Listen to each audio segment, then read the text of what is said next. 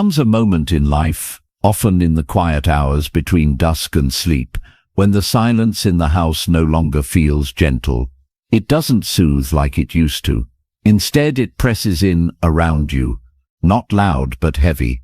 You sit in your favorite chair, the one you've kept for years, and you notice how your mind won't settle. Thoughts begin to drift in.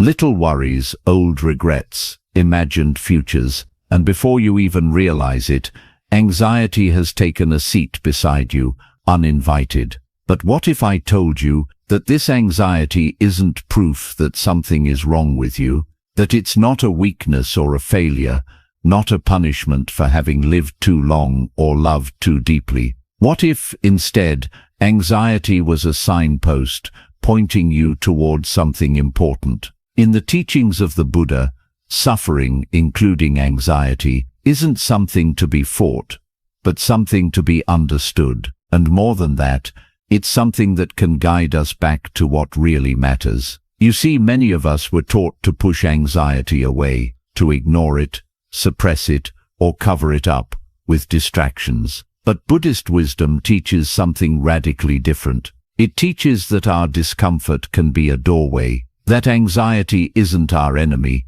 it's our teacher, arriving with a message we've perhaps ignored for too long, especially in the later chapters of life, when there's more stillness, more space to feel, more time to remember.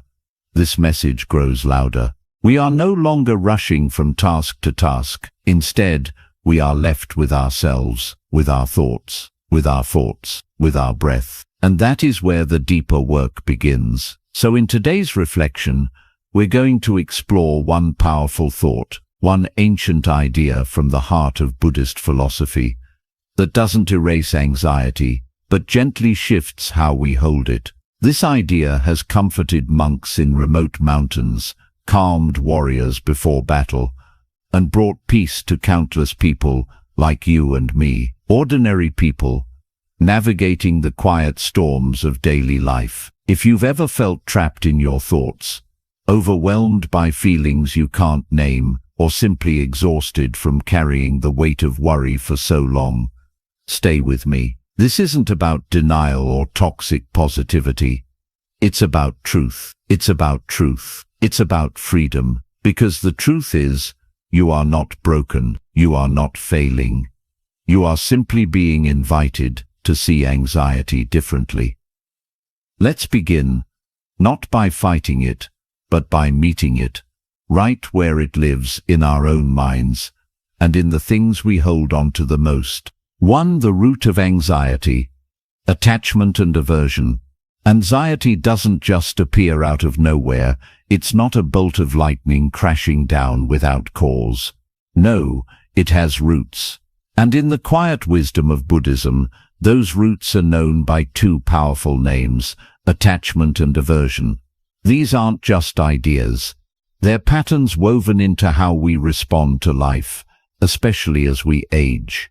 Think of attachment as the grasping hand of the mind. It clings to the things we love, to comfort, to certainty, to the people we've built our lives around. And when life threatens to change, as it always does, that grasping becomes fear. It says, "Don't take this from me." On the other side is aversion, the part of us that pushes away what we don't want: pain, loss, illness, loneliness, even the idea of growing older. We reject it, resist it, fight it, hoping that maybe, just maybe, if we push hard enough, it will leave us alone.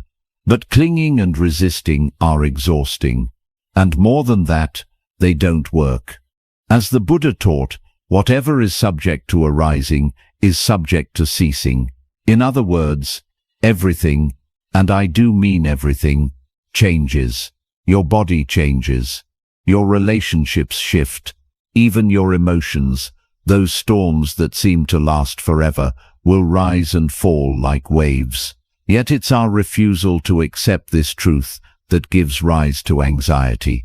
Take, for example, an old friend of mine named Tom, a retired Navy veteran who used to walk the lake trail near his home every morning at 6 a.m. sharp. It was part of who he was, that discipline, that routine. But when a hip injury forced him to stop, Tom began to unravel. He didn't just lose a habit. He lost what he had come to believe was a part of his identity. His anxiety grew. He began to dread the mornings, those quiet hours that used to bring him peace, now only reminded him of what he had lost. In a conversation over tea, I gently asked him, "Tom, what is it you're holding on to?"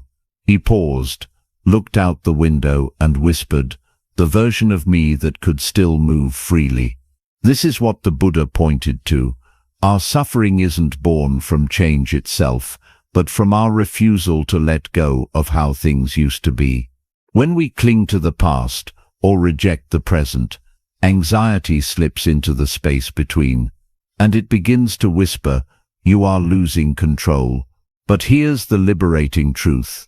We never had control to begin with. The lotus grows in muddy water, and yet it blooms in beauty. Likewise, our peace doesn't come from keeping everything the same. It comes from learning to open our hands, to stop grasping, to stop pushing, and simply allow life to be what it is. You are not your routines. You are not your youth. You are not your past. And when you begin to loosen your grip on expectations, on perfection, on the need to have it all figured out, you'll start to notice something incredible. Anxiety begins to loosen its grip on you too. As the Dhammapada says, from attachment springs grief, from attachment springs fear. But he who is free from attachment knows neither grief nor fear. What would happen if today, even just a little, you allowed yourself to unclench the fists of the mind? What if peace isn't found in getting things back to how they were, but in meeting this very moment with open arms? 2. The thought that frees you. This too is just a thought. There's a moment in everyone's life. Maybe it comes in the still hours before dawn, or perhaps in the middle of a crowded afternoon, when a thought arrives uninvited and settles like a weight on the chest. It might whisper, "Something's wrong," or shout, "What if this never gets better?" And before we know it, we are no longer living in the present moment. We are living inside that thought. It becomes a world of its own, a world filled with shadows, tension and fear. But the Buddha, in his quiet clarity, offered a thought so simple, so gently powerful, that it can begin to unravel anxiety at its root. That thought is this. This too is just a thought. Pause with that for a moment. Not every thought is true. Not every thought is worthy of your trust. Some are echoes of old fears. Some are habits of worry passed down like family heirlooms.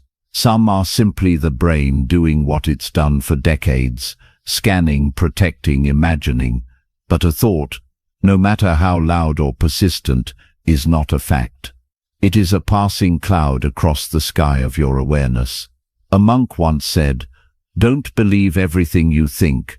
Even the thoughts that feel urgent are often just ripples on the surface of the mind."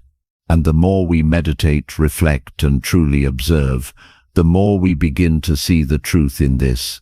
Anxiety, as overwhelming as it can feel, often begins with a single thought, and that thought gains power only when we believe it without question. Take, for instance, the story of a woman named Marlene, 76, widowed, and adjusting to a quieter life than she had known for decades.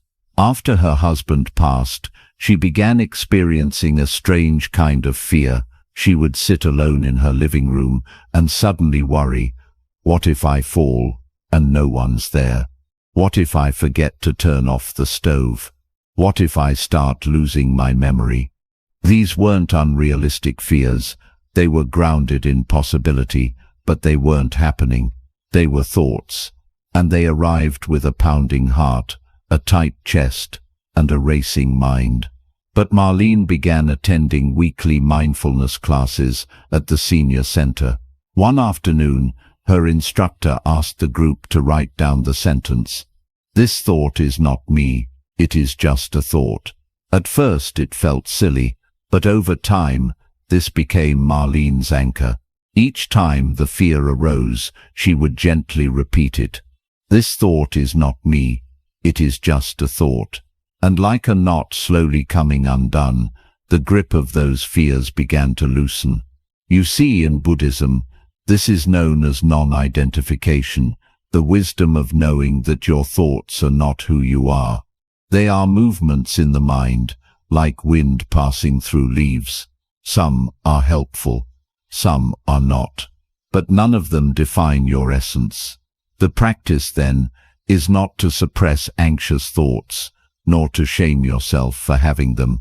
The practice is to see them clearly, to say, "Ah, I see you, thought. You are trying to protect me.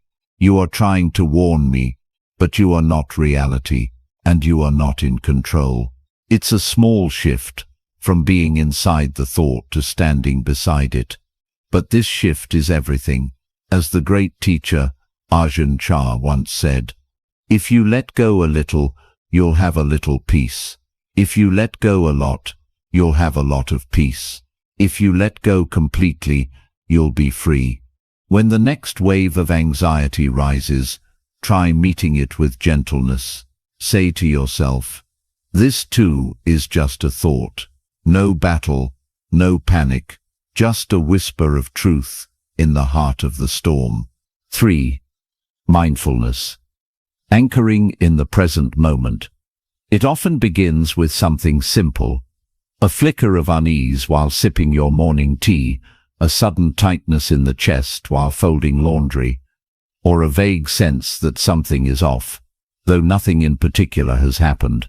For many older adults, especially those who now live alone or find themselves in quieter routines, this gentle hum of anxiety can sneak in like a draft under the door. It's not loud, but it lingers, and it pulls the mind away from the warmth of the present moment into the cold corridors of what-ifs and what once was. But mindfulness, as taught in Buddhist tradition, offers us a doorway back into our bodies, back into our breath, back into the only place where peace ever truly lives.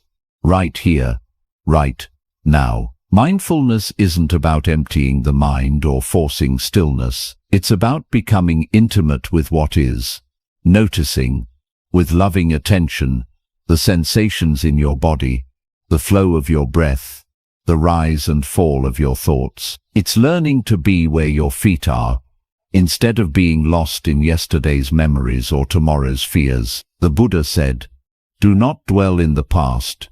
Do not dream of the future.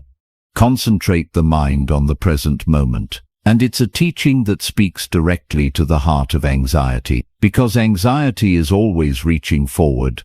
It's a mind trying to predict, to protect, to prepare. But the present moment, it asks nothing of us except that we be here. Let me share a story that might resonate. There was an elderly man named Frank, a retired carpenter, quiet and gentle by nature. After his wife passed, the stillness of the house began to feel more like an echo chamber than a sanctuary. Small worries turned into spirals. What if I forget something important? What if I fall and no one finds me? What if I become a burden to my children?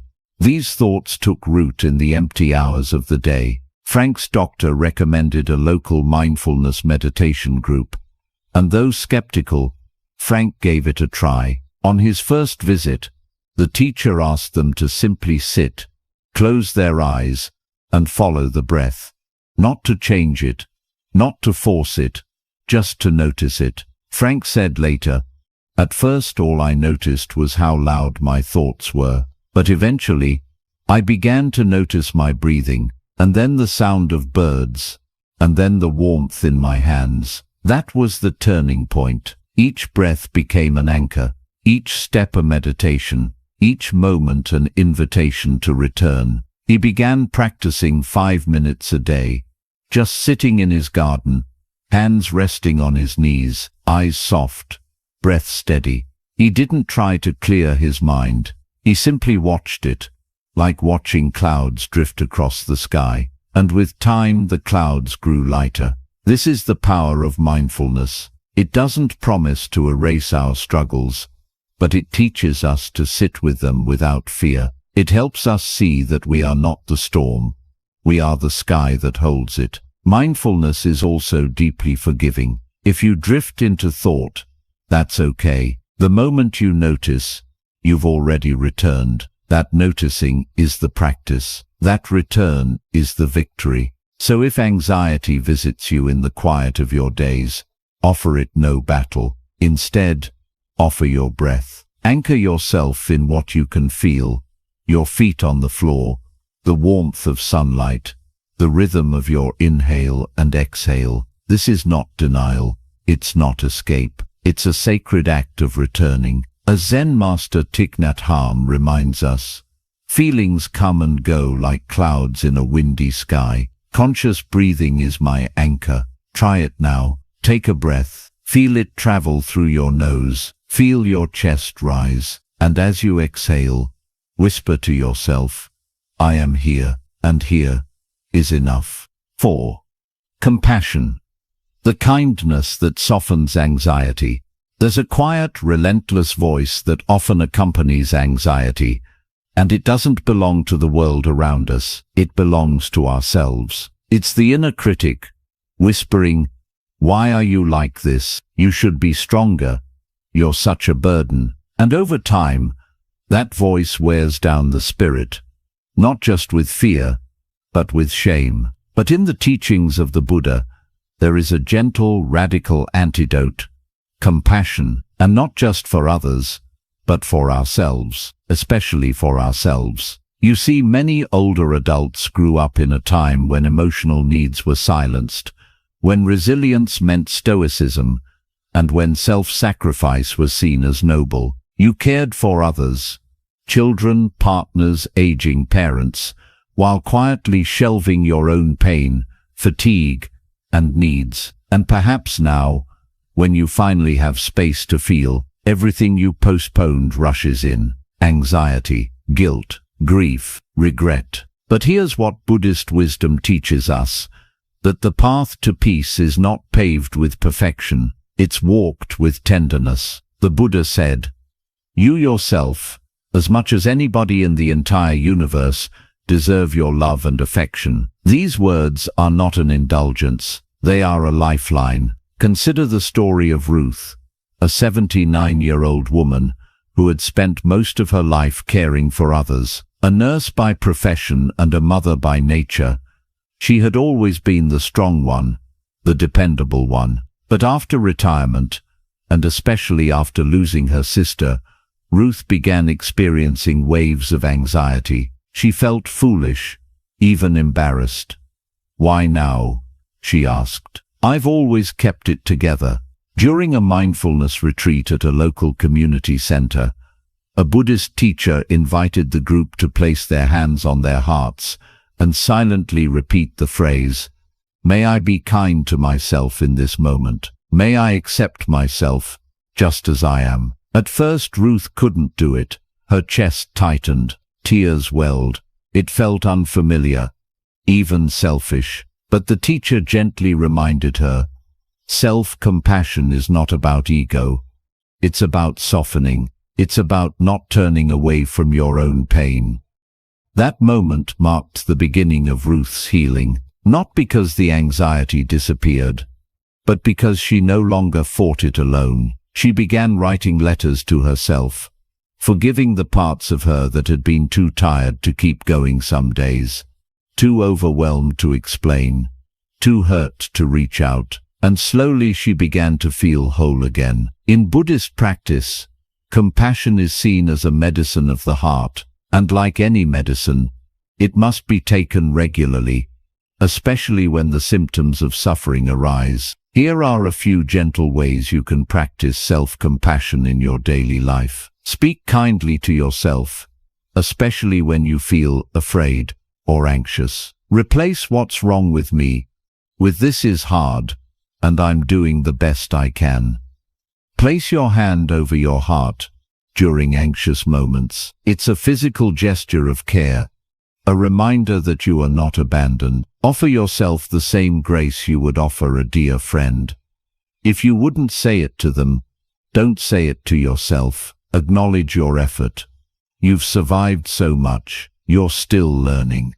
That matters. Compassion doesn't fix everything, but it transforms the way we move through everything. It turns anxiety from a prison into a path that walks alongside your pain, not in opposition to it.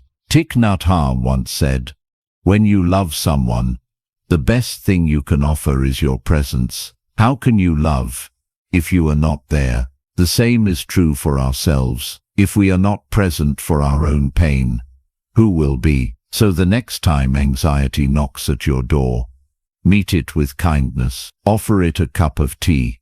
Sit beside it. Ask what it needs. Not so you can fix it, but so you can hold it gently, like a child who's frightened in the dark. Because sometimes all our inner world needs is to know that someone is still listening. 5. The thought that destroys anxiety. This is not mine. This is not me. This is not who I am. There are moments in life, quiet, piercing moments, when anxiety wraps itself around us so tightly that we begin to believe it defines us. The rapid heartbeat, the spinning thoughts, the inner tension, they start to feel like who we are rather than something we're experiencing. And in those moments, it's easy to whisper, "I am anxious," instead of seeing anxiety for what it really is, a passing cloud, not the sky itself. But over 2,500 years ago, the Buddha offered a profound teaching that can unhook us from this suffering. A thought so simple, yet so powerful, it can dissolve the grip of anxiety like sunlight dissolving fog. This is not mine. This is not me. This is not who I am. This phrase is not meant as denial. It's meant as liberation. It doesn't push anxiety away with resistance. It gently releases the false belief that you are your suffering. In the Buddhist text, Anatta Lakkhana Sutta, the Buddha teaches about non-self, the idea that we are not the thoughts, feelings, or sensations that move through us. Just as the sky is not the storm, we are not our anxiety. When we cling to fear, thinking it is part of our identity, it gains power. But when we say, "This is not me," we remember our true nature, vast, peaceful, unbound. Let's bring this into a real-life story. Meet Walter, an 82-year-old widower who had been battling anxiety ever since his wife passed away. He described it as a gnawing feeling in his chest, a sense of dread he couldn't name. It would come and go, but when it was there, it overtook everything, even his sense of self. "It feels like I'm disappearing into the fear," he once said. One afternoon at a local mindfulness group, the instructor led a meditation based on the Buddha's teaching of non-identification. She guided them through waves of sensations and emotions, softly repeating the phrase, "This is not mine. This is not me. This is not who I am." Walter sat quietly, hand over heart, repeating the words in his mind as the tension in his chest began to loosen. Something shifted, not all at once, but enough that he could breathe a little deeper. In the weeks that followed, Walter began using this practice daily. When anxiety showed up, instead of fighting it or collapsing under it, he would acknowledge it gently. "Ah, here it is again." Then breathe and remember, this too will pass. This is not who I am. And each time, the storm grew a little less fierce. The beauty of this teaching is that it doesn't promise the disappearance of anxiety.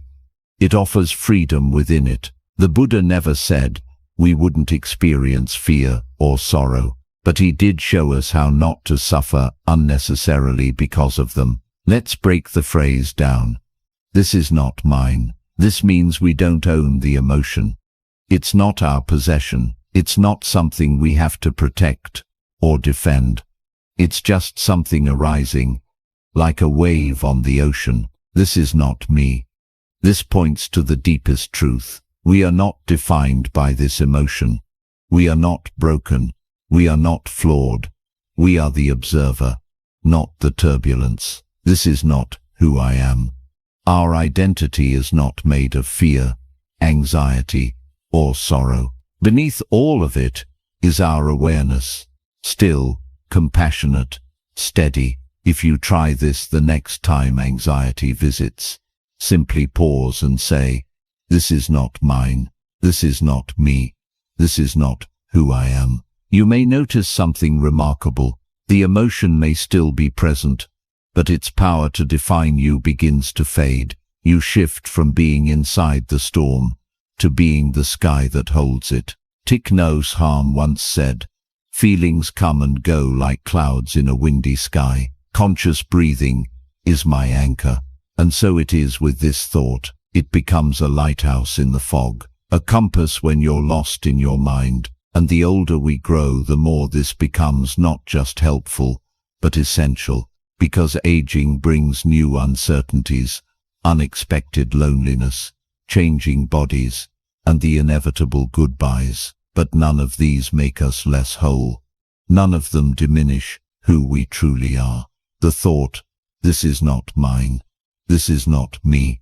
This is not who I am," isn't just for moments of panic. It's a mantra for liberation, for reclaiming your space, for remembering your essence, peaceful, aware, eternal, because in truth, you were never your anxiety. You are the calm that remains when the wave recedes. You are the sky that holds every passing cloud. You are still here. 6. A guided practice, applying this thought in daily life.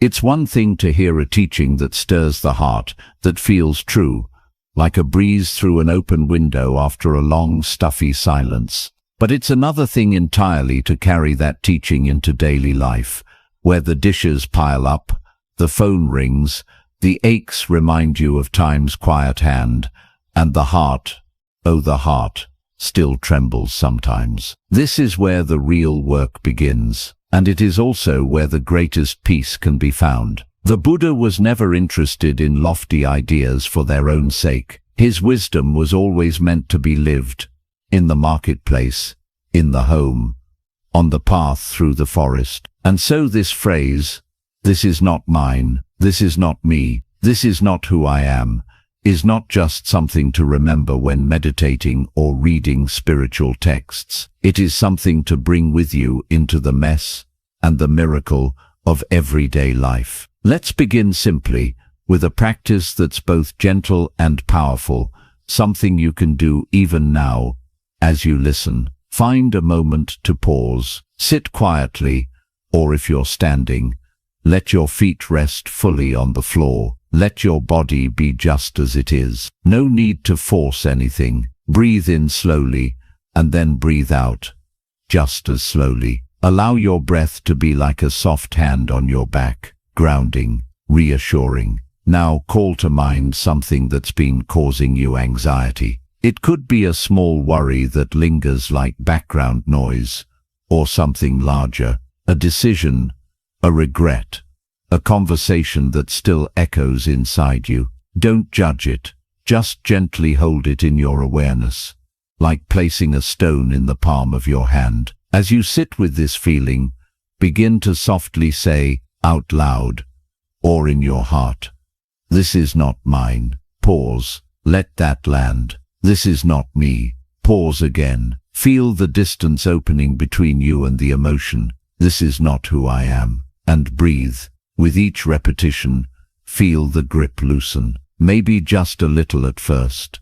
Maybe more. You are not denying the feeling. You are witnessing it, without claiming it, without becoming it. Now imagine your breath as a current of air, moving through an open house. It moves through the room of your worry, gently airing it out, not pushing anything away, just making space. The walls of the house are still standing.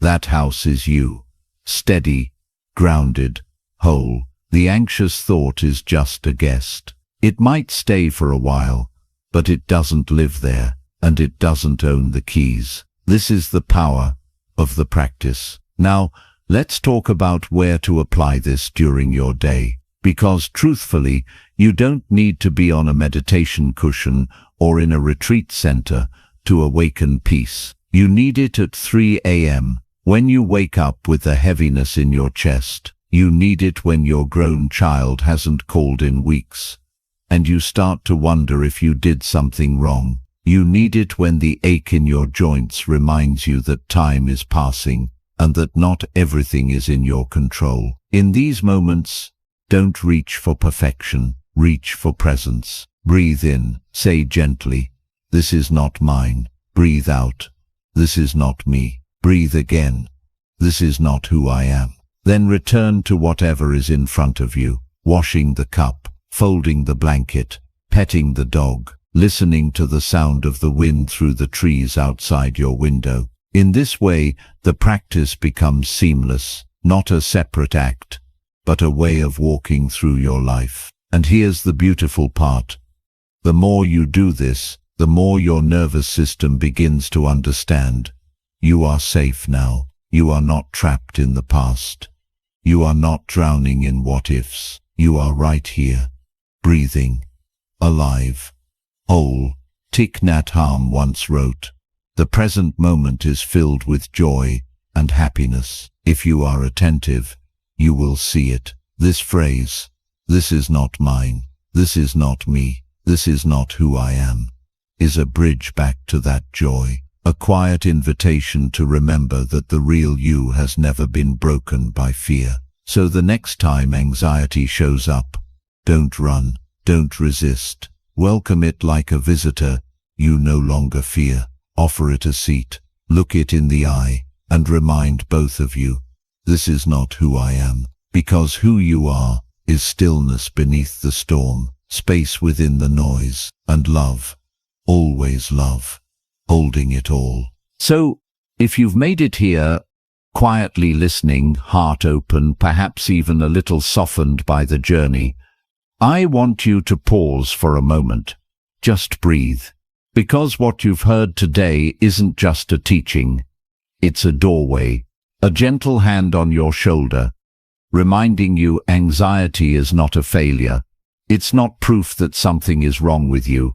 It is in many ways a sacred call, asking you to look more deeply, to release what was never yours to carry, and to come back home. The Buddha never promised a life without storms, but he gave us something more powerful, the tools to remain steady within the storm. And one of the most life-changing tools is this thought: this is not mine, this is not me, this is not who I am. Repeat it as often as you need. When the silence feels heavy, when the night is long, when your chest tightens with worry, speak it with tenderness, not resistance, because it is not a weapon, it is a balm. And maybe, just maybe, as you keep practicing, you'll begin to see anxiety not as your enemy, but as your teacher. Not something to run from, but something that reveals your strength, your resilience, your incredible capacity to return again and again to peace. So I leave you with this question, dear friend. What would your life look like if you stopped clinging to what doesn't serve you and started listening to what brings you home? If this message touched your heart, I invite you to share it in the comments. Your voice, your story, could be the light someone else needs tonight. And if you'd like more reflections like this, grounded in Buddhist wisdom and spoken straight to the soul, don't forget to subscribe to our channel. You'll always be welcome here. Until next time, breathe deeply, walk gently, and remember, who you truly are has never been broken, just waiting to be remembered.